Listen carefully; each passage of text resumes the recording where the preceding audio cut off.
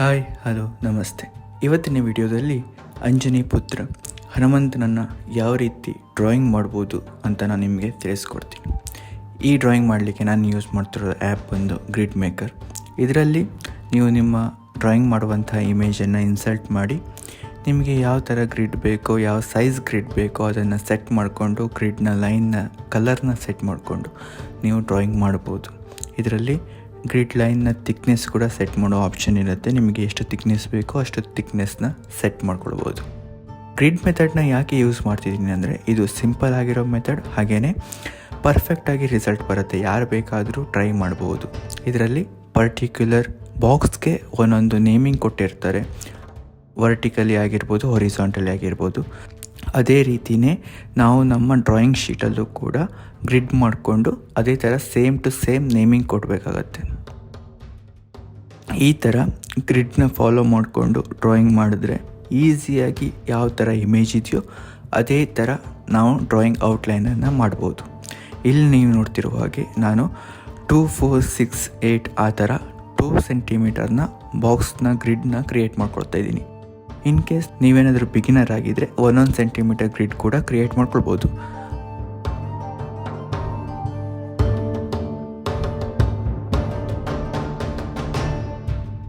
ಎಲ್ಲ ಗ್ರಿಡ್ನ ಕಂಪ್ಲೀಟಾಗಿ ಕ್ರಿಯೇಟ್ ಮಾಡಿದ ನಂತರ ನಿಮಗೆ ಒಂದೊಂದು ಪರ್ಟಿಕ್ಯುಲರ್ ಬಾಕ್ಸ್ ಕೂಡ 2 x 2 ಸೆಂಟಿಮೀಟರ್ನ ಸ್ಕ್ವೇರ್ ಬಾಕ್ಸ್ ಆಗಿ ಸಿಗುತ್ತೆ. ಇಲ್ಲಿ ನೀವು ನೋಡ್ತಿರೋ ಹಾಗೆ ಫಸ್ಟ್ ಬಾಕ್ಸು ಒಂದು ನೇಮಿಂಗ್ ಅಂದರೆ ವರ್ಟಿಕಲಿಗೆ ಕೂಡ ಫಸ್ಟ್ ಬಾಕ್ಸು, ಹೊರಿಸಾಂಟಲಿ ಕೂಡ ಫಸ್ಟ್ ಬಾಕ್ಸು, ಹಾಗೆಯೇ 1, 2, 3, 4 ಹಾಗೆ ಕಂಟಿನ್ಯೂಸ್ ಆಗಿ ಲೈನ್ನ ಮಾಡ್ಕೊಳ್ತಾ ಹೋಗಬೇಕಾಗತ್ತೆ. ಹಾಗೆ ವರ್ಟಿಕಲಿ ಕೂಡ ಒಂದು ಸಲ ಎಲ್ಲ ಬಾಕ್ಸ್ಗೂ ನಂಬರಿಂಗ್ ಮಾಡಿದ ನಂತರ ನೀವು ಪರ್ಟಿಕ್ಯುಲರಾಗಿ ಒಂದು ಸ್ಟಾರ್ಟಿಂಗ್ ಪಾಯಿಂಟ್ನ ತೊಗೊಳ್ಬೇಕಾಗತ್ತೆ. ನಾನು ಎಲ್ಲ ಡ್ರಾಯಿಂಗಲ್ಲೂ ಐಸಿಂದ ಸ್ಟಾರ್ಟ್ ಮಾಡ್ತೀನಿ. ನಿಮ್ಮ ಪ್ರೆಫರೆನ್ಸು, ನೀವು ಎಲ್ಲಿಂದ ಬೇಕಾದರೂ ಸ್ಟಾರ್ಟ್ ಮಾಡ್ಬೋದು. ಇಲ್ಲಿ ಐಸ್ ಇರೋ spot 8th row 5th column. ಆ ಬಾಕ್ಸು ನಮ್ಮ ಡ್ರಾಯಿಂಗ್ ಶೀಟಲ್ಲಿ ಎಲ್ಲಿದೆ ಅಂತ ಮಾರ್ಕ್ ಮಾಡ್ಕೊಳ್ಬೇಕು. ಅಲ್ಲಿಂದ ನಾವು ಡ್ರಾಯಿಂಗನ್ನು ಸ್ಟಾರ್ಟ್ ಮಾಡಬೇಕಾಗತ್ತೆ. ಪರ್ಟಿಕ್ಯುಲರ್ ಬಾಕ್ಸಲ್ಲಿ ಏನೇನು ಡೀಟೇಲ್ಸ್ ಇದೆಯೋ ಆ ಡೀಟೇಲ್ಸ್ನ ಡ್ರಾಯಿಂಗ್ ಮಾಡ್ಕೊಳ್ತಾ ಹೋದರೆ ಆಯಿತು. ಈಸಿಯಾಗಿ ಯಾರು ಬೇಕಾದರೂ ಈ ಮೆಥಡ್ನ ಯೂಸ್ ಮಾಡಿ ಯಾವುದೇ ಥರ ಡ್ರಾಯಿಂಗ್ನ ಔಟ್ಲೈನನ್ನು ಮಾಡ್ಬೋದು. ನೀವು ಜಸ್ಟ್ ಒಂದೊಂದು ಬಾಕ್ಸನ್ನು ಫಾಲೋ ಮಾಡ್ಕೊಳ್ತಾ ಹೋಗಿ ಆ ಪರ್ಟಿಕ್ಯುಲರ್ ಬಾಕ್ಸಲ್ಲಿ ಏನೇನು ಡೀಟೇಲ್ಸ್ ಇದೆ, ಏನೇನು ಲೈನ್ ಬರುತ್ತೆ ಆ ಲೈನನ್ನು ಅದೇ ಶೇಪಲ್ಲಿ ಡ್ರಾ ಮಾಡ್ಕೊಳ್ತಾ ಹೋದರೆ ಮುಗೀತು.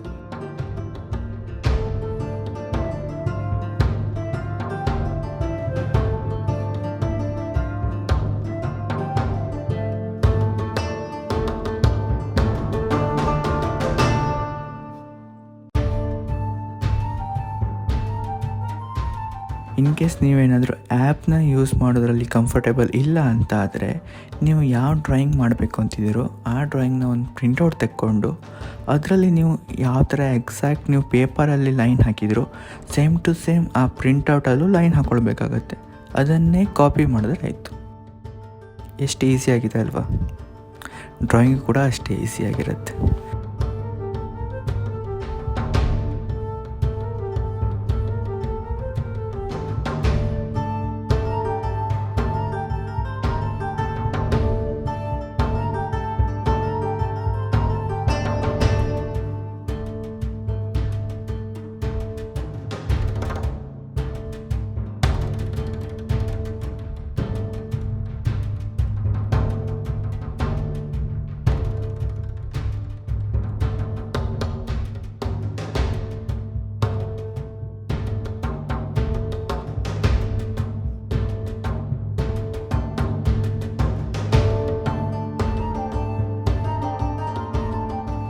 ಈ ಗ್ರಿಡ್ ಮೆಥಡ್ ಯೂಸ್ ಮಾಡಿದ್ರೆ ಜಸ್ಟ್ ನೀವು ಆ ಪರ್ಟಿಕ್ಯುಲರ್ ಬಾಕ್ಸಲ್ಲಿ ಏನೇನಿದೆ ಅದನ್ನು ಅಬ್ಸರ್ವ್ ಮಾಡಿ ಅದೇ ಬಾಕ್ಸಲ್ಲಿ ಯಾವ್ಯಾವ ಶೇಪ್ ಬಂದಿದೆ ಅಥವಾ ಯಾವ್ಯಾವ ಪ್ಲೇಸಲ್ಲಿ ಏನೇನು ಶೇಪ್ ಇದೆ ಅದನ್ನು ಜಸ್ಟ್ ಏನಾದರೂ ನಿಮ್ಗೆ ಕರೆಕ್ಟಾಗಿ ಡ್ರಾ ಮಾಡಲಿಕ್ಕೆ ಬಂತು ಅಂದರೆ ನೀವು ಯಾವ ಥರ ಬೇಕಾದರೂ ಡ್ರಾಯಿಂಗ್, ಯಾವುದೇ ಡ್ರಾಯಿಂಗ್ ಆಗಿರ್ಬೋದು, ಈ ಮೆಥಡ್ನ ಯೂಸ್ ಮಾಡಿ ಈಸಿಯಾಗಿ ಮಾಡಿ ಮುಗಿಸ್ಬೋದು. ಪೋರ್ಟ್ರೇಟ್ ವರ್ಕ್ಗಳಿಗಾಗಿರ್ಬೋದು ಇದೇ ಮೆಥಡ್ನ ಯೂಸ್ ಮಾಡ್ತಾರೆ. ಯಾಕಂದರೆ ಇದರಲ್ಲಿ ಅಕ್ಯುರೇಸಿ ತುಂಬ ಹೈ ಇರುತ್ತೆ.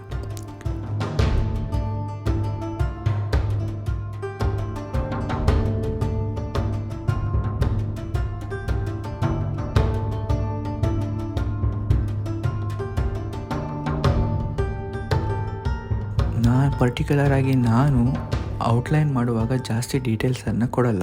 ನಾನು ಏನಾದರೂ ಡ್ರಾಯಿಂಗ್ ಶೇಡಿಂಗ್ ಮಾಡ್ತೀನಿ ಅಂದರೆ ನಾನು ಎಲ್ಲ ಡೀಟೇಲ್ಸ್ನು ಶೇಡಿಂಗಲ್ಲೇ ಕೊಡಲಿಕ್ಕೆ ಟ್ರೈ ಮಾಡ್ತೀನಿ.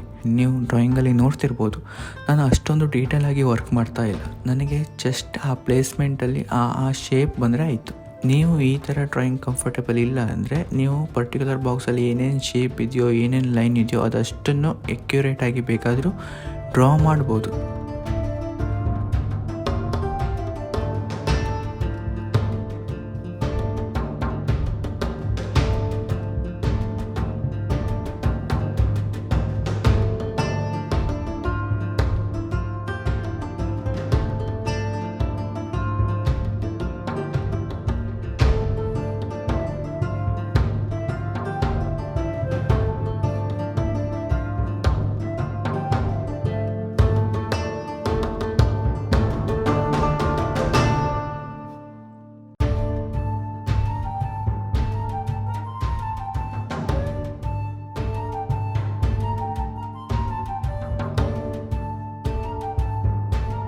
ಈ ವಿಡಿಯೋದಿಂದ ನಿಮಗೆ ಸಾಕಷ್ಟು ಇನ್ಫಾರ್ಮೇಷನ್ ಸಿಕ್ಕಿದೆ ಅಂತ ಅಂದ್ಕೊಂಡಿದ್ದೀನಿ.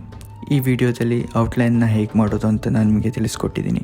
ನೆಕ್ಸ್ಟ್ ವಿಡಿಯೋದಲ್ಲಿ ಗ್ರಾಫೈಟ್, ಚಾರ್ಕೋಲ್ ಯೂಸ್ ಮಾಡಿ ಈ ಡ್ರಾಯಿಂಗ್ಗೆ ಯಾವ ರೀತಿಯಾದ ಶೇಡಿಂಗನ್ನು ಮಾಡ್ಬೋದು ಅಂತ ನಾನು ನಿಮಗೆ ತಿಳಿಸ್ಕೊಡ್ತೀನಿ. ಈ ವಿಡಿಯೋ ಇಷ್ಟ ಆದರೆ ಲೈಕ್ ಮಾಡಿ, ಶೇರ್ ಮಾಡಿ, ಹಾಗೆ ಈ ಥರದ ಹೊಸ ಕಂಟೆಂಟ್ ಕನ್ನಡದಲ್ಲಿ ಬೇಕಾದರೆ ಈ ಚಾನಲನ್ನು ಸಬ್ಸ್ಕ್ರೈಬ್ ಮಾಡಿ, ಪಕ್ಕದಲ್ಲಿರುವಂಥ ಬೆಲ್ ಐಕನ್ನು ಕೂಡ ಪ್ರೆಸ್ ಮಾಡಿ. ಇದರಿಂದ ನಾವು ಮಾಡುವಂಥ ಎಲ್ಲ ವಿಡಿಯೋದ ನೋಟಿಫಿಕೇಷನ್ ನಿಮ್ಮ ಮೊಬೈಲ್ಗೆ ಬಂದು ರೀಚ್ ಆಗುತ್ತೆ. Thank you.